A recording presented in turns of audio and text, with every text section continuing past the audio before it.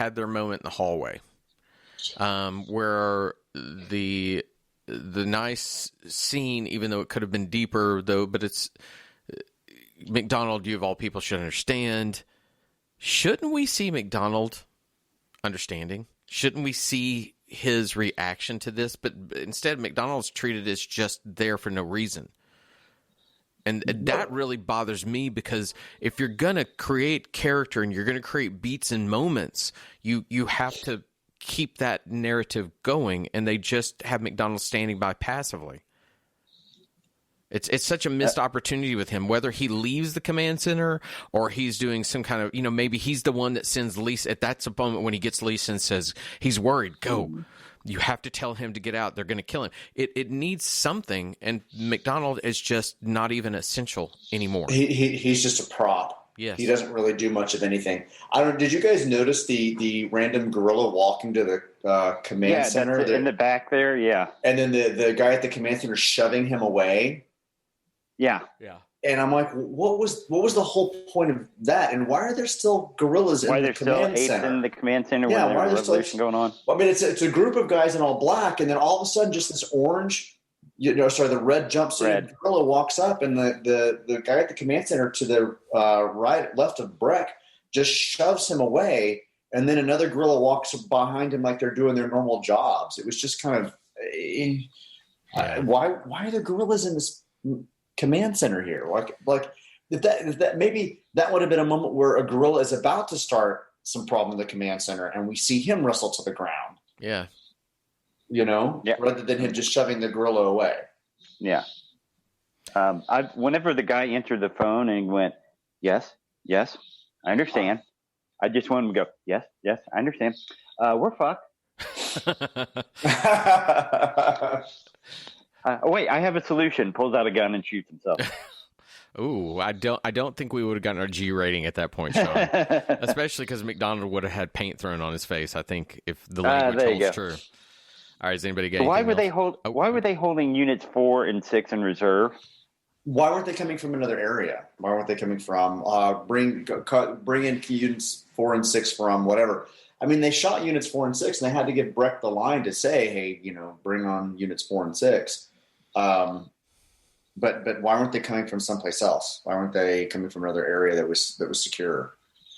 I would love to see also in this that, and again, I know we're up against a very tight budget and a shooting schedule. Instead of this just being a let's all go to the courtyard and attack each other, it would have been interesting, to you guys' point, if this had been a little more arranged and somebody in the command center if we had seen Caesar giving that gorilla a command, you'll be in there and you got to do this at this time. And then somehow that's thwarted. We know then that this attack's coming from everywhere. We could see the apes attacking something else other than just the cement courtyard.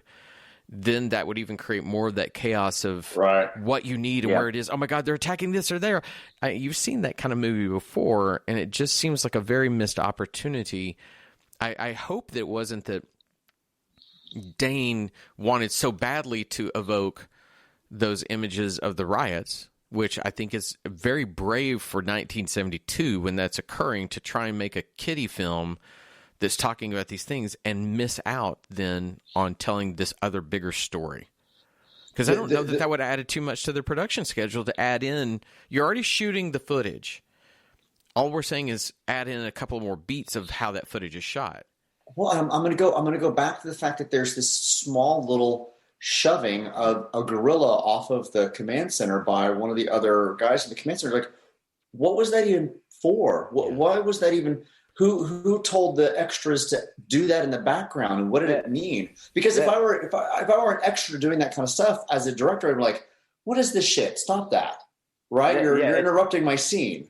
It's not a story point. That guy was actually the ape was actually accidentally hitting that other guy's mark, and so you're just shoving him out of the way. I'm supposed to be here. Something like that. Like it didn't make any. It was in a wide. It made no sense whatsoever. What if that ape has a knife, and his job is to kill Breck, and he's coming up, and suddenly he pulls it, some bam, and oh my God! Now you've got Breck's complete paranoia is earned, justified, and it doesn't even really take much. It would just take a couple more seconds to have that actually play out.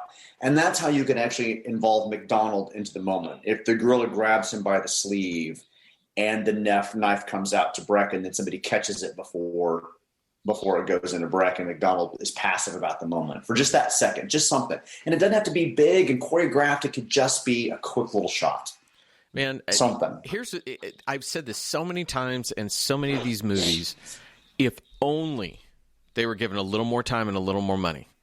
These movies are so close to just being perfect little entertainment movies that have something to say. It's just that it needs that one or two more rewrites to say, oh, if we did this and this and this would be this. There's just so many missed opportunities. Damn the studios for getting in the way of creative people. So we're going to end this minute with units 4 and 6 converging.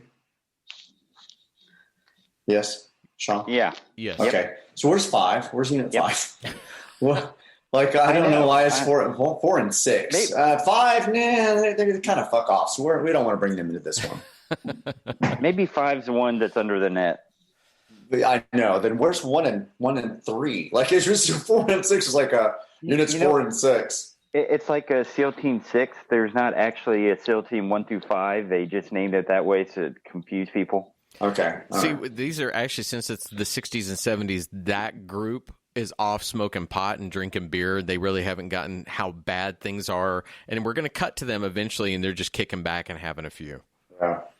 It's the old practical joke of you take 3 pigs and you put a number on them, 1, 2, and 4, and then you let them go into school, and then everybody spends the rest of the day trying to find 3. Yeah. Well, there is no 5. I've never heard of this. What is this? You never heard of that? So no. You get 3 pigs.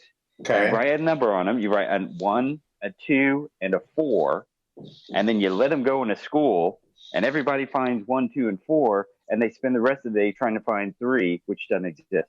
What kind of school is this? It's a practical joke. It just seems kind of cruel.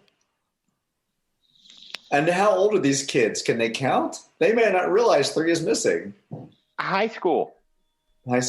Oh, they don't care. They're with Unit 5 smoking out behind the dumpster. Or throwing fits going, you know what, you're doing this to be ugly to me. I don't say that as the parent of a teenager. And no reason for me. Anyway. All right, that's minute 69 in the books. You guys got anything else?